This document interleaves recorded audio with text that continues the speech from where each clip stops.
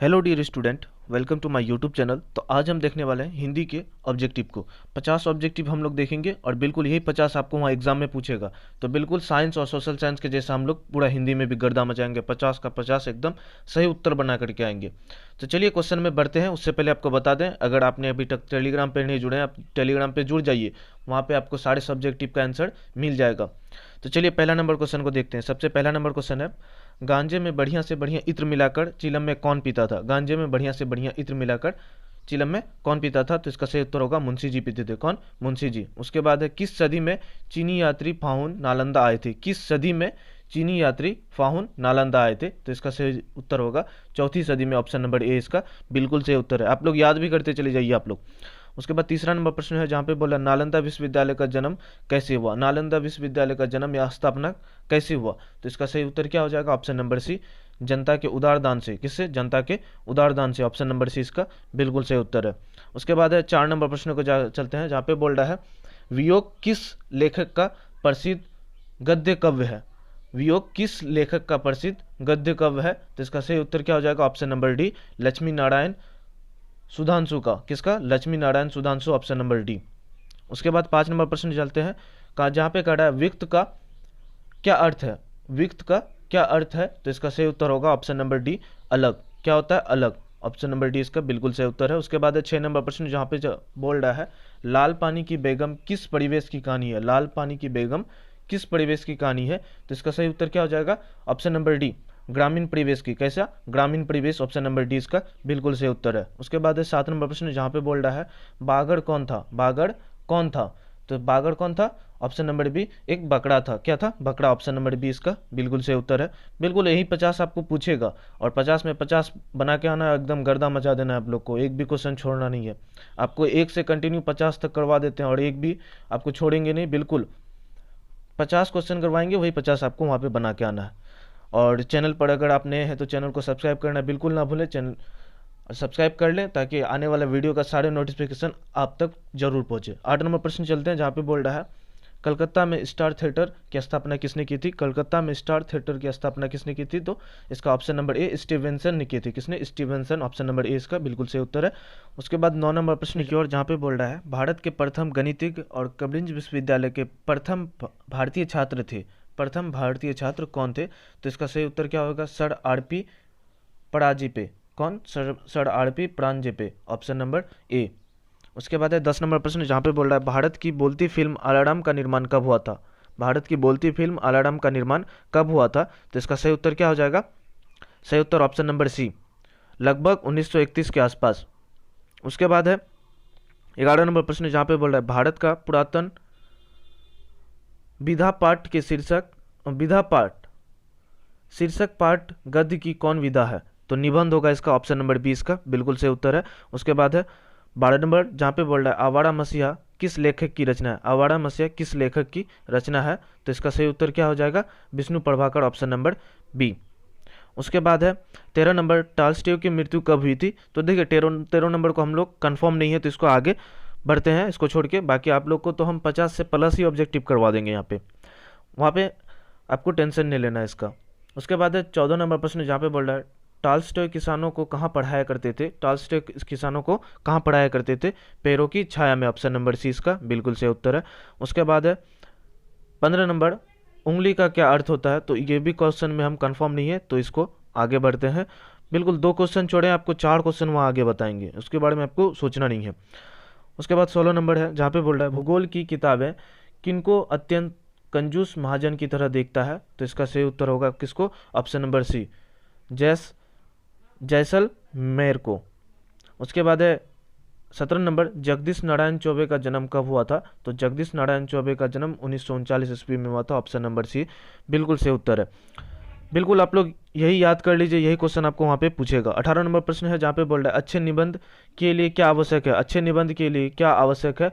तो क्या होगा? कल्पना शक्ति। ऑप्शन नंबर बी इसका बिल्कुल सही उत्तर है। उसके बाद है 19 नंबर प्रश्न, जहाँ पे बोल रहा है स्पर्शय का क्या अर्थ होता है। स्पर्शय का अर्थ होता है ना छूने योग। ऑप्शन नंबर ए इसका बिल्कुल सही उत्तर है। उसके बाद है 20 नंबर प्रश्न, जहाँ पे बोल रहा है चारा मशीन से कलाई कट गई। सोनेलाल ने किसे कहा, किससे कहा? चारा मशीन से कलाई कट गई, इसके बारे में सोनेलाल ने किससे कहा? तो इसका सही उत्तर होगा ऑप्शन नंबर डी, डॉक्टर से कहा।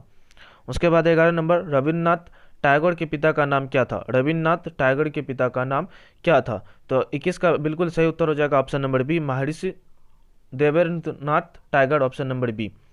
उसके बाद है 22 नंबर, शांति निकेतन की स्थापना कब हुई थी? शांति निकेतन की स्थापना कब हुई थी? तो 1901 ईस्वी में हुई थी। शांति निकेतन की स्थापना 1901 में हुई थी, ऑप्शन नंबर ए बिल्कुल सही उत्तर है। उसके बाद 23 नंबर प्रश्न है जहाँ पे बोल रहा है शिक्षा में हेरफेर शीर्षक निबंध किसकी खामियों को उजागर करती है? शिक्षा में हेरफेर शीर्षक निबंध किसकी खामियों को, मतलब गलतियों को उजागर करती है? तो इसका सही उत्तर क्या हो जाएगा? ऑप्शन नंबर सी, शिक्षा प्रणाली को, ऑप्शन नंबर सी इसका बिल्कुल सही उत्तर है, ऑप्शन नंबर सी। उसके बाद है 24 नंबर जहाँ पे बोल रहा है रैदास के 40 पद कहाँ सम्मिलित है? रैदास के 40 पद कहाँ सम्मिलित है? तो इसका सही उत्तर होगा गुरु ग्रंथ साहब में। कहाँ? गुरु ग्रंथ साहब में, ऑप्शन नंबर सी। उसके बाद है 25 नंबर जहाँ पे बोल रहा है प्रभु जी तुम दीपक हम बाती जाकी ज्योति, तो इसके रिक्त स्थान में क्या होगा, इसके बारे में आपसे पूछ रहा है। तो इसका सही उत्तर होगा ऑप्शन नंबर बी, बैर दिन राती। कौन सा? ऑप्शन नंबर बी, बैर दिन राती इस पंक्ति को पूरा करता है। उसके बाद है 26 नंबर जहाँ पे बोल रहा है गुरु गोविंद सिंह का जन्म कहाँ हुआ था? गुरु गोविंद सिंह का जन्म कहाँ हुआ था? तो ऑप्शन नंबर ए, पटना में हुआ था। कहाँ पे? पटना में हुआ था। उसके बाद है 27 नंबर, पलक पावड़े शीर्षक कविता में सूरज क्या लिए निकल रहा है? पलक पावड़े शीर्षक कविता में सूरज क्या लेकर निकल रहा है? तो इसका सही उत्तर क्या हो जाएगा? रोली भारी थाली। कौन सा? रोली भारी थाली, ऑप्शन नंबर सी। उसके बाद 28 नंबर जहाँ पे बोल रहा है सुनहली चादरें कहाँ बिछी हुई है? सुनहली चादरें कहाँ बिछी हुई है? तो इसका सही उत्तर हो जाएगा, क्या हो जाएगा? ऑप्शन नंबर बी, झील, तालाब और नदियाँ में। उसके बाद है 29 नंबर जहाँ पे बोल रहा है यमा किसकी रचना है? यमा किसकी रचना है? 29 का क्या हो जाएगा? 29 का देखिए इसमें हमको दो को आंसर में बिल्कुल कंफ्यूज है, तो इसका बारे में भी छोड़ देते हैं, बिल्कुल आगे बढ़ते हैं। आप लोग को एक्स्ट्रा बहुत सारा पढ़वा देंगे हम आगे का। उसके बाद है 30 नंबर जहाँ पे बोल रहा है कवियत्री महादेवी वर्मा किसे मालिन नहीं करने की बात करती है? किसे मलिन नहीं करने की बात करती है? तो इसका सही उत्तर हो जाएगा पद को, ऑप्शन नंबर बी इसका बिल्कुल सही उत्तर होगा, पद को मालिन करने की बात नहीं करती है। उसके बाद 31 नंबर, नीर का क्या अर्थ है? नीर का क्या अर्थ है? तो नीर मतलब होता है जल, ऑप्शन नंबर सी इसका बिल्कुल सही उत्तर है। उसके बाद है 32 नंबर जहाँ पे बोल रहा है कीर्ति गायन कौन गा रहा है? कीर्ति गायन कौन गा रहा है? तो इसका सही उत्तर क्या हो जाएगा? ऑप्शन नंबर सी, विहग बंदी और चारण। कौन? विहग बंदी और चारण।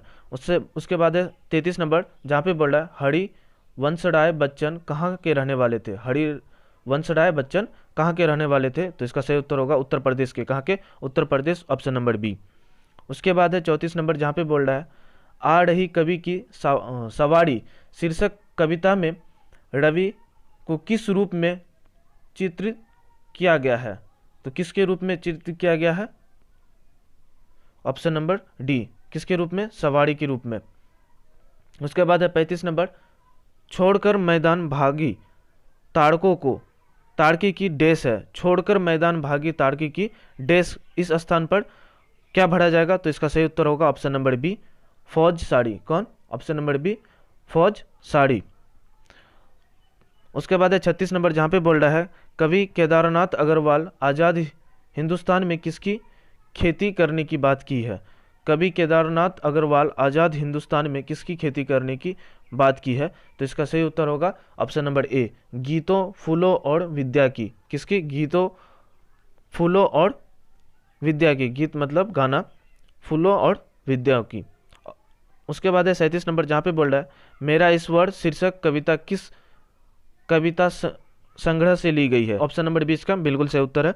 उसके बाद है 37 नंबर जहाँ पे बोल रहा है जो जरूरी नहीं उसे त्यागने की कसम किसने खाई है? जो जरूरी नहीं उसको त्यागने के लिए कौन कसम खाई है? तो इसका सही उत्तर क्या होगा? ऑप्शन नंबर डी, कवि ने। किसने? कवि ने, ऑप्शन नंबर डी इसका बिल्कुल सही उत्तर होगा।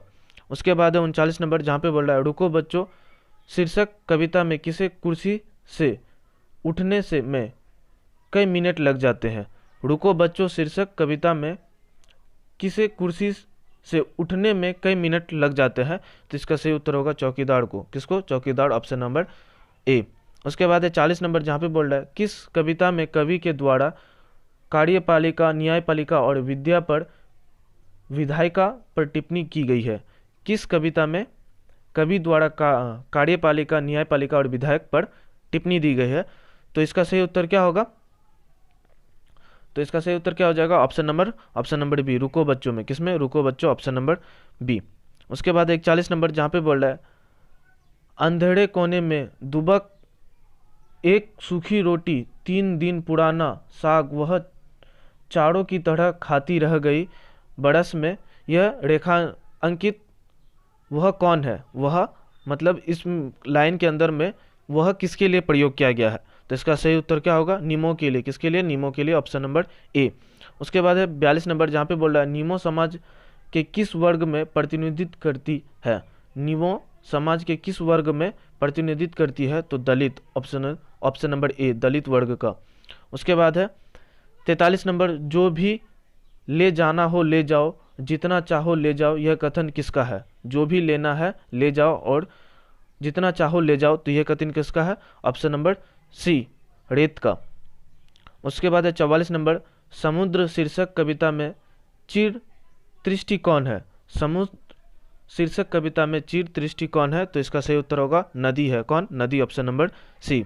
उसके बाद है 45 नंबर, जनता के जीवन और संग्राम में भागीदारी किनकी कविता के शक्ति है?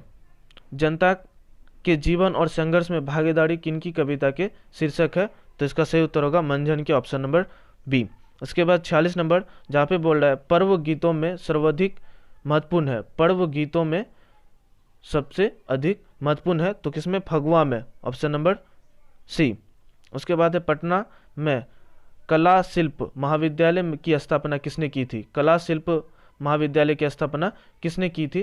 तो इसका सही उत्तर क्या हो जाएगा? 47 का सही उत्तर क्या हो जाएगा? Option number C, Radha Mohan Babu ने। किसने? राधा मोहन बाबू ने। उसके बाद चलते हैं 48 नंबर। देखिए 48 नंबर में पूरा कंफ्यूज है हम, तो इसको रहने देते हैं और आपको बता देते हैं किसका किसका आगे का क्या होगा। देखिए 50 का याद रखना है आपको, 50 का ऑप्शन नंबर सी, और उसके बाद एक 49 है, 49 में ऑप्शन नंबर ए इसका सही होगा। 49 का ऑप्शन नंबर ए, 50 का सी, उसके बाद आपका 51 का बी हो जाएगा और 52 का ए, बिल्कुल यही आंसर होगा। 49 का ए, 50 का सी, 51 का बी, 52 का ए, याद रखना है। 49 का ए, 50 का सी, 51 का बी, 52 का ए, यही आंसर आपका होगा आगे का। तो देखिए साढ़े का साढ़े 50 क्वेश्चन हम करवा दिए इसमें, और यही क्वेश्चन आपको एग्जाम में पूछेगा, तो बिल्कुल घबराना नहीं है। और वीडियो कैसी लगी कमेंट पर जरूर बताना, और सब्जेक्टिव जरूर लेके आएंगे, भी कुछ ही देर में लेके आ जाएंगे सब्जेक्टिव, उसके बारे में आप लोग को टेंशन नहीं लेना है। तो फिर मिलते हैं नेक्स्ट वीडियो में, तब तक के लिए इतना ही। जय हिंद।